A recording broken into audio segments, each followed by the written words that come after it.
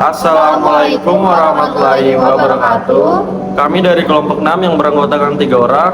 Dengan saya sendiri, Ramzi Nanda Ahmad. Saya Siti Maulia Hasmi. Saya Artaya. Jadi di sini kami ingin mereview hasil wawancara dari survei kami Pada usaha Rawa Indah Beton.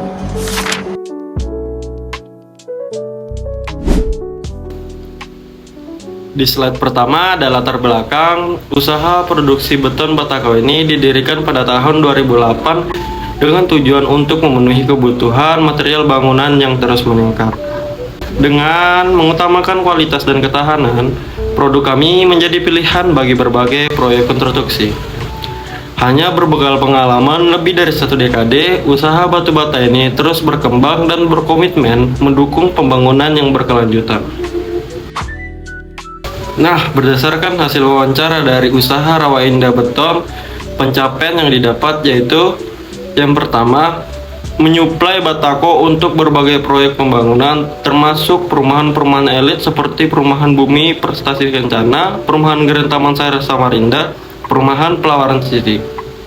Ya, yang kedua ada memperluas jaringan distribusi Batako hingga keluar kota, termasuk ke Ibu Kota Nusantara. IKN merupakan langkah strategis yang signifikan dalam mendukung pembangunan infrastruktur nasional.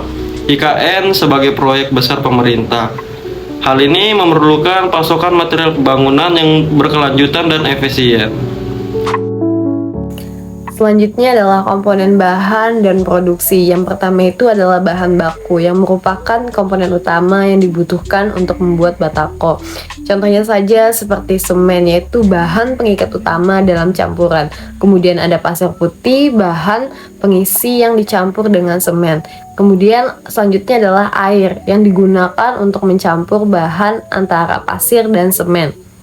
Selanjutnya yang kedua itu adalah tenaga kerja, yaitu yang berkaitan dengan sumber daya manusia yang terlibat dalam proses produksi. Contohnya saja seperti upah harian pekerja, yaitu biaya yang dikeluarkan per hari untuk membayar pekerja. Kemudian ada jumlah pekerja yang dimana menentukan skala produksi dan efisiensi pekerjaan. Selanjutnya yang ketiga itu adalah operasional, yaitu biaya dan kebutuhan yang menunjang proses produksi, meliputi alat, yaitu peralatan seperti alat cetak batako, sekop, argo, dan ember. Nah, yang kemudian selanjutnya adalah perawatan alatnya. Nah, dari perawatan alat tersebut adalah pemeliharaan alat agar tetap bisa digunakan dalam jangka waktu yang panjang. Kemudian yang keempat itu adalah pendukung, yang dimana faktor tambahan yang membantu kelancaran proses produksi dan distribusi.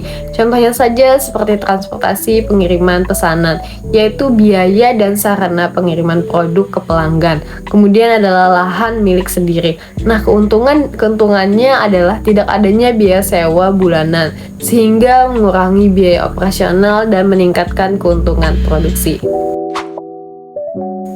Selanjutnya adalah pengelompokan biaya produksi, yaitu biaya tetap. Dalam pengelompokan biaya produksi terdapat biaya tetap yang berasal dari pembelian peralatan yang digunakan dalam proses produksi. Nah, berikut ini adalah rincian biaya tetap berdasarkan peralatan. Yang pertama itu adalah alat cetakan sebanyak 4 buah seharga 150.000 dengan harga total 600.000 dengan masa pakai 36 bulan, maka penyusutan per bulannya adalah Rp16.666. Yang kedua itu adalah alat sekop sebanyak 2 buah seharga 70.000 dengan total 140.000 dengan masa pakai 24 bulan. Maka penyusutan per bulannya sebesar Rp5.833. Yang ketiga itu adalah argo seharga 500.000 dengan masa pakai 24 bulan atau bisa lebih. Maka biaya penyusutan per bulannya itu mencapai Rp20.833. Nah, yang keempat itu adalah 2 buah ember. Harga satuannya itu adalah 10.000 dengan harga total 20.000 dengan masa pakai kurang lebih 3 bulan atau bisa lebih lama. Maka penyusutan per bulannya adalah Rp6.666. Jadi selanjutnya ada biaya variabel, yang mana biaya variabel ini adalah biaya yang jumlahnya itu berubah-ubah tergantung barang atau jasa yang diproduksi. Jadi semakin banyak batako yang diproduksi, maka semakin banyak juga bahan dan tenaga yang dibutuhkan. Contohnya di sini ada semen yang satu saknya itu 63.000, kemudian pasir satu ritnya itu sekitar 400.000. Nah, semakin banyak batako yang harus diproduksi, maka kita akan butuh lebih banyak semen dan pasir. Dan total biaya untuk bahan-bahan itu akan berubah-ubah tergantung jumlah produksinya. Maka hal ini termasuk ke dalam biaya variabel. Kemudian ada upah harian pekerja. Ini juga termasuk biaya variabel karena upah tersebut dibayarkan tergantung seberapa banyak batako yang dapat mereka hasilkan dalam satu harinya, yang diberi harga 600 perak per biji batako. Jadi ini juga termasuk ke dalam biaya variabel.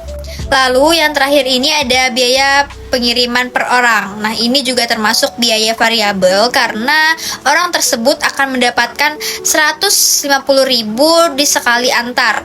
Nah, itu akan berubah-ubah. Jika tidak adanya pengiriman, maka tidak ada biaya yang dikeluarkan, dan sebaliknya, semakin banyak pengantaran, maka semakin banyak upah pengiriman yang akan mereka dapatkan.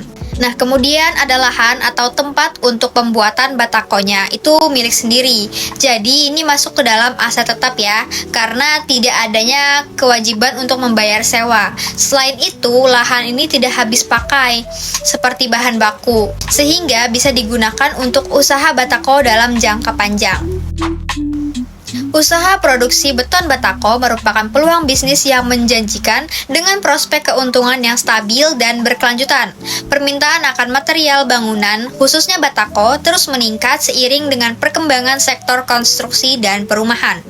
Dengan perencanaan yang matang, manajemen biaya yang baik, serta komitmen terhadap kualitas produk, usaha beton batako dapat tumbuh menjadi bisnis yang berkelanjutan dan menguntungkan dalam jangka panjang. Sekian penjelasan dari hasil survei kami akhiri. Wassalamualaikum warahmatullahi wabarakatuh.